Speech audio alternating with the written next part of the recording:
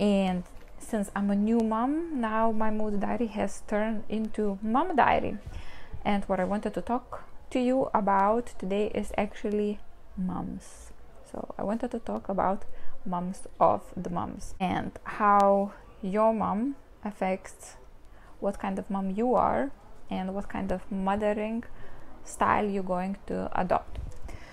So if you are new to my channel and you have not been following other hundreds of series, you probably don't know some of the background that I have with my mom, which is quite heavy: trauma, emotional enmeshment, codependency, and I basically was the golden child in addition to all of that. And as a result, I grew up without really knowing my true identity. And once I came to realization, I understood that everything that my mom liked, I thought I liked. Everything that my mom thought, I thought. And I adopted that coping mechanism so that I would have approval, so that I could have survived, as every single coping mechanism, as every one of us adopts, is designed to survive in our childhood environment, and then we use it to survive there.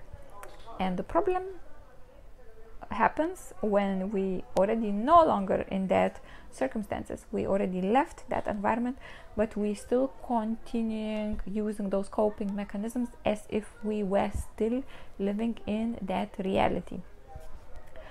Another interesting moment is whatever your parents did to you, you usually either by default subconsciously gonna do to your children. For example, if your mom shouted on you, you're probably by default gonna shout on your child if that's left unhealed, or you're gonna defer and reverse the completely opposite. For example, never shouting type of behavior. But both of those behaviors are actually extremes of the same end, and one of them is we just copying whatever we have recorded by default. This is what it's like to be a mom. Being mom means to shout on your children, and I'm gonna shout on my children when I'm under stress, when I don't feel rationally, when my rational mind is switched off, when I'm emotional, and I just jump into automation, because that's when the pre-recorded systems, pre-recorded behaviors, pre-recorded models come into action when we are on automation, when we no longer conscious of how we're feeling and what we are doing. And also the same thing, for example, if we were very much hurt by being shouted by our mom onto, so then we're going to decide, for example, to do completely opposite. I will never shout on my child. Shouting is not allowed. I will never do that.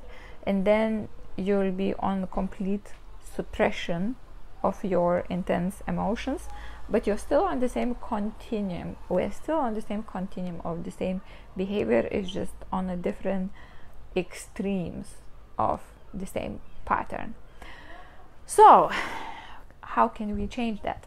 So because I am becoming, or I am already a mom, but I feel like I'm in the process of becoming mom, because it's still been just a few weeks. I'm still understanding the fact that I am a mom, and I manifested my mom to come and stay with us for a month or so. And as my mom is here, although I've been doing lots of work on my mother issues, I can see some of those patterns being activated. So my behavior patterns being activated. My mom triggers some of unhealed trauma, and part of me was a bit frustrated at the beginning of this visit, and then later I realized I actually manifested this visit and this opportunity of this a little bit longer time of interaction, so that my unhealed patterns would be mirrored back to myself, and that I would have opportunity to change them, to integrate them, so that then I have a freedom to do whatever style mothering I choose to do for my daughter. Also, interesting fact, if you have a daughter, it probably means you have lots of healing to do with your mother or mother figure. If you have son, you probably have lots of healing to do with your father or your father figure. So I happen to have a girl, so which is pretty, I guess, expected from metaphysical point of view. And yeah, so basically I treat it as my chance to integrate whatever is still raw, whatever is still hurting, and to then start my mothering with my daughter from the blank page. Okay, just a disclaimer, I'm not saying it's possible to not to make mistakes. I think we all are making and will be making mistakes, but when we can choose, when we can integrate something, where we can heal something, why not? And that's what I promote, and that's what I recommend, and that's what I'm so passionate about when doing trauma integration, emotional well-being, and also coaching work. So, issue with my mom. I have noticed that the reoccurring theme is me being out of control, me feeling that my opinion is not important, and my personal boundaries are not being respected. Those, say, three main things. For those of you, my fellow astrologers or human design followers, just so you know, my mom's human design is manifesting generator, and I'm projector. So for somebody with the energy type of projector, it's very easy to get enmeshed as a child, because we are just so receptive to the other person, and we can tune in this other person so accurately, and then sometimes we don't know where we are and where the other person is, especially as a child, especially when you don't know this theory. So for all of you who are not familiar with astrological and human design concepts, put it in a simple way, I am very receptive and sensitive, let's say energy type. The way I function, I can very accurately, clearly attune with my emotional centers into whatever the other person is feeling or going through. And it's very easy for me, it was very easy for me to mistake somebody else's emotions as my own, somebody else's whatever they live through as my own drama. And like that, you kind of like, when you are enmeshed with another person, whatever they feeling, you're feeling, whatever they're going through, you're going through, and you're bound to experience all the traumatization and all pain without you choosing it. I mean, we rarely choose it, but as a child you kind of are dragged with your parent through their emotions, ups and downs, and that's very difficult for a child. Also, I felt like I never had choice. All choice that was made by me was actually made by my mom. I chose everything because I thought that's what my mom wanted to choose. Even if I wanted to choose something else, my mom would persuade me, or like she would put her opinion, okay, you need to choose this, and then I would choose that which she would want me to choose. And like that, I kind of lost my sense, or I never really fully grasped my sense of individuality. So I actually have seen these themes coming back now. So of course, later on in my life, when I moved out, I managed to find myself, I managed to discover myself, I managed to understand what I like, I managed to understand where are my emotions, where are other person's emotions, where are my likes, where are my wants, where is the other person's wants, and also what personal boundaries I want to have and what is healthy for me.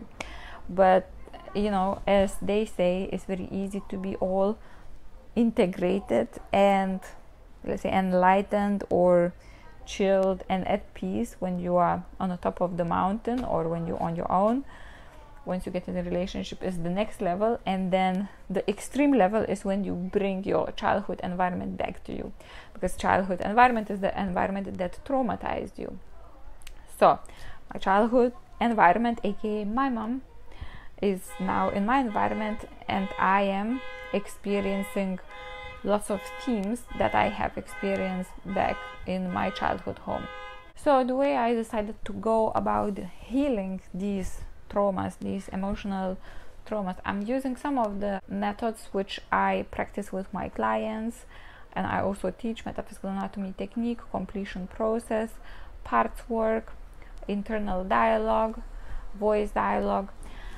But most importantly, I am intending and I am watching myself in every moment where I'm being triggered.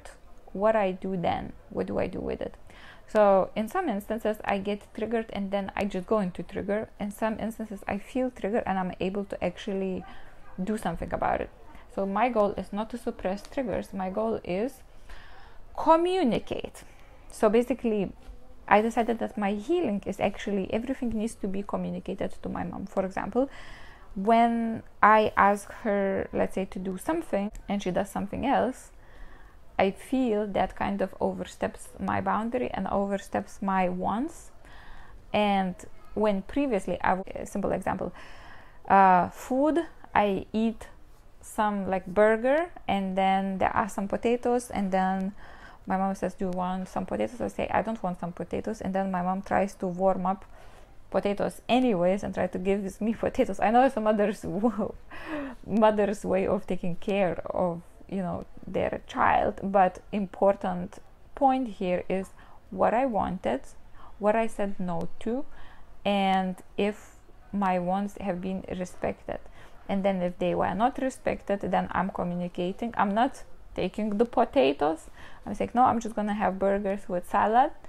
Then I am saying that, look, mom, when you do that, it makes me feel like you don't respect my wants or my wish. So then I also communicate about my boundary. And so it's been a few days I've been doing that, and it's not ideal yet. I cannot claim I healed my mother's trauma completely, but I can definitely see some improvement. I also feel like it is hard. One of the hardest things are to open your heart and be able to kind of start anew. And I found that opening heart happens in emotional moments. So one morning I actually saw my mom getting emotional, and seeing her like that, I realized, oh my god, she's not enemy. She is, because I was in a defense mode, I was back into my defense mode, and then I was like, oh, she's just a human who's trying to support her child, me. Let's just, you know, see from her point of view. So I've done that, and that helped me also to kind of open the blank page. So that's how it was. These are the tips that I have for you. This is how I've been doing, and I will let you know how it all continues. Yeah, it is, mother's trauma is not easy to heal, but I think, if for what it's worth, is one of the most important ones to heal. So my name is Ruta. Thank you for watching, and I'll see you next time. Bye bye.